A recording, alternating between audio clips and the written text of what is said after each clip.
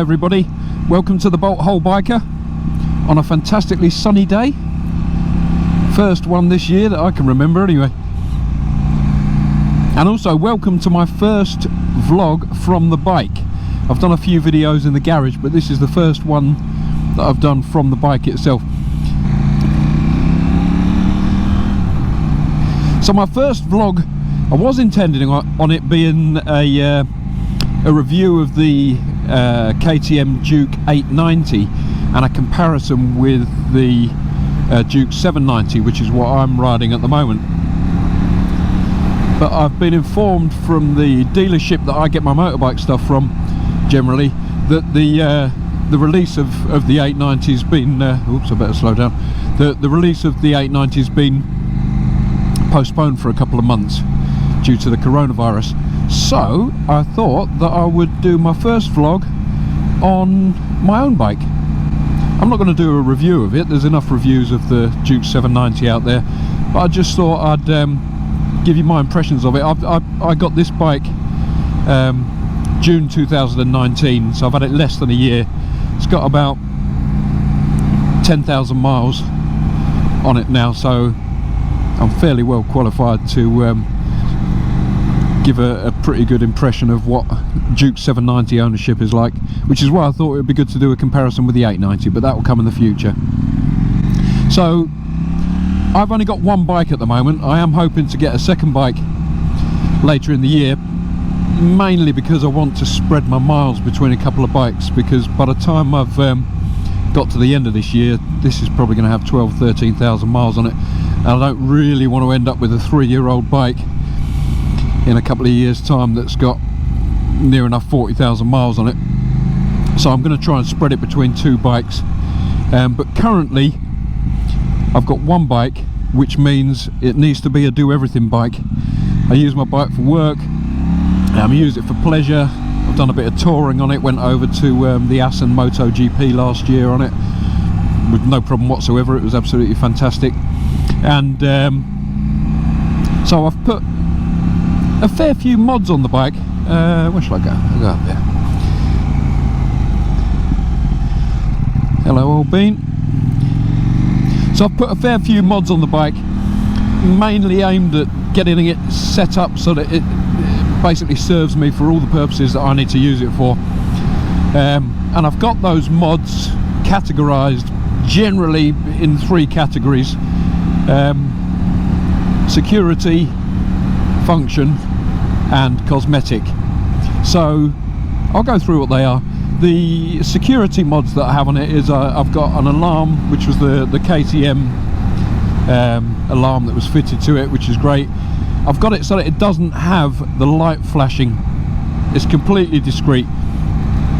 Nothing happens till you touch the bike, and then it gets very noisy. And the other security mod that I've got on is I've got a bike tracker. So again, if the bike moves, I'm informed straight away. And I believe that if you have an accident, if the bike is at more than 45 degrees for more than 45 seconds or something like that, they inform the, well, first of all they'll obviously try and contact you, but if they can't contact you, then they'll inform the emergency services and give them your location from GPS. So I think that's quite good. And I think Bike Track have got a fantastic record of getting bikes back as well once they've been nicked. So they're the 2 security mods I have, apart from the obvious things that I've got: a disc lock and a steering lock obviously, and a chain for the garage. So function mods, this is the biggest category, because I'm asking quite a lot of the bike. So the first one, and this is a controversial one, is I have a rack on it at the back for a top box. Now I know a Duke 790 is not necessarily the type of bike that you normally see a top box on, and I don't have it on that much of the time, to be perfectly honest with you, but as I said, I do use the bike for work, so sometimes I need to carry stuff between 2 places, and a top box is the best way to do it. I really ummed and ahed about whether to put a top box on, because I didn't want to spoil the look of the bike. They look fantastic. They've got a nice sort of aggressive, sporty look to them. but it's a necessity, especially if I'm using it for touring as well. So it has a rack on the back for a top box, and I don't mind the look of it personally. I think it gives it a bit of a sharp look at the back, which I quite like, so I've grown used to it. And the other obvious mod from the outside of the bike that I don't know, it doesn't really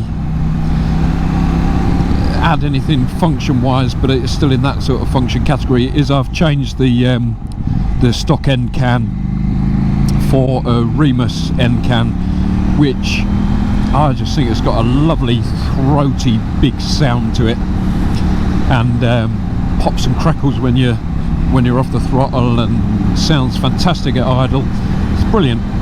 So, and I like the look of it as well. I have an EvoTech radiator guard, R&D bobbins on the swing arm. That I did put them on there to hold the paddock stand up, but the paddock stand wouldn't fit them, but I've left them on for crash protection. I do want to get some bobbins for the front, which I haven't got yet. That was the only other mod I want to do to this bike. The bike's got heated grips, bar end mirrors. I put a quad lock bracket on, and the KTM USB port, which I have just behind the phone. I don't think you can see it there, but I'll do an image of it, which is fantastic. And I just have a little 8-inch USB cable that runs directly from the USB to the phone, so I can use sat nav and not worry about the battery on my phone running out.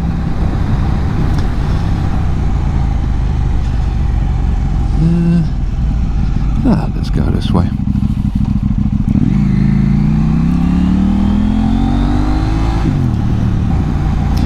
I've got the KTM front fender underneath the engine, which again gives it a nice sharp look, and it protects the bottom of the engine. I've got a short smoked fly screen.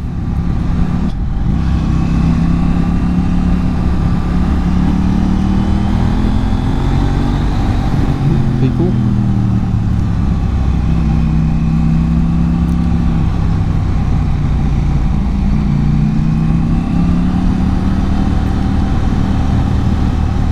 Not sure if I mentioned bar end mirrors, because the original mirrors that come on a Duke 790 are absolutely rubbish. All you can see is a lot of shoulder and a tiny weeny little corner of road behind you.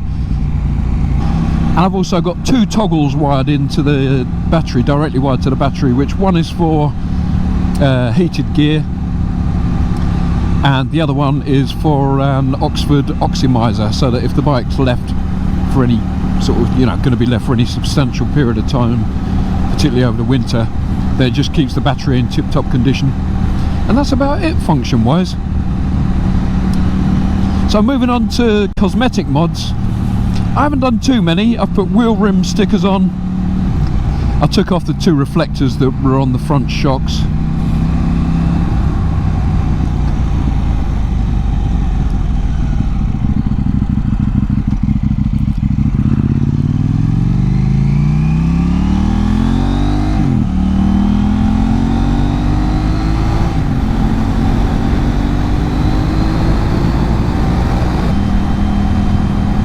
And I've swapped over a few of the covers for the anodised alternatives, just to give it a little bit of bling.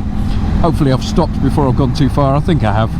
I've done the one on the brake reservoir on the handlebar, the one on the back brake reservoir, the oil filler cap, and the oil filter cap, and which was the other one I did? There was one more. Oh yeah, the starter motor cover. And that's it. And that really is the bike, apart from the fact that I want to put bobbins on the front, just crash protection bobbins. That's pretty much it. That's the bike set up exactly as I want it to do all the things that I need it to do. So my impressions of the bike, I mean, largely I'm going to tell you it's fantastic.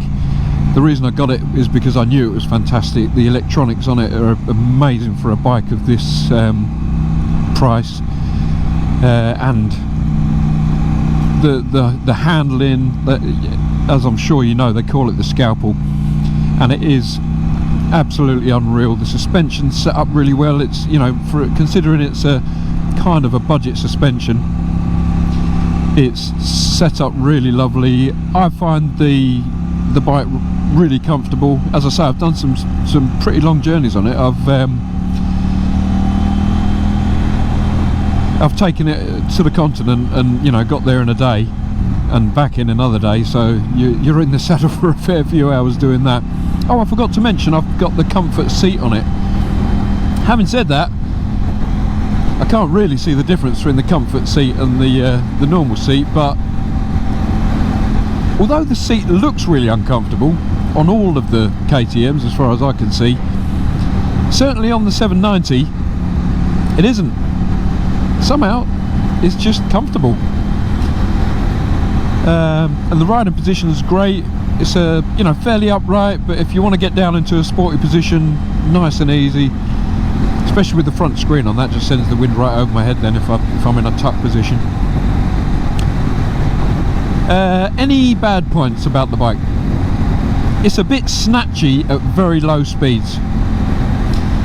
I think it's just fueled, very lean fueled, to meet all the Euro 4 regulations. I mean, the 890 is going to be Euro 5, so God knows what that's going to be like. I'm sure they've got it sorted, but the 790, it's not a big problem.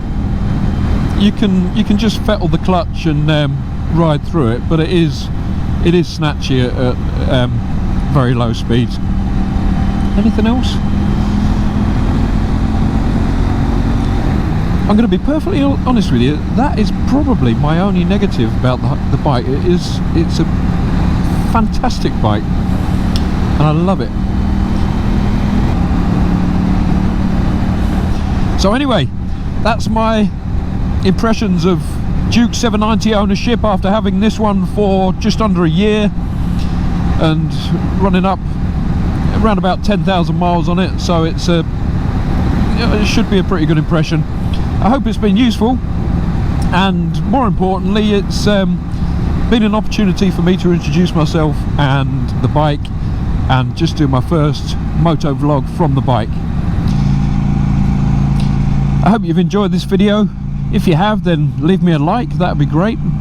And if you want to see any more videos that I make, then hit the subscribe button and the notify bell, and you'll be notified anytime I do any more videos. I'm hoping to do one a week. Some will be from the garage, some from the bike. I'm hoping to do bike reviews and comparisons, gear reviews, rider technique, tours, events, although the tours and events will probably be very few and far between this year if coronavirus doesn't clear up fairly soon.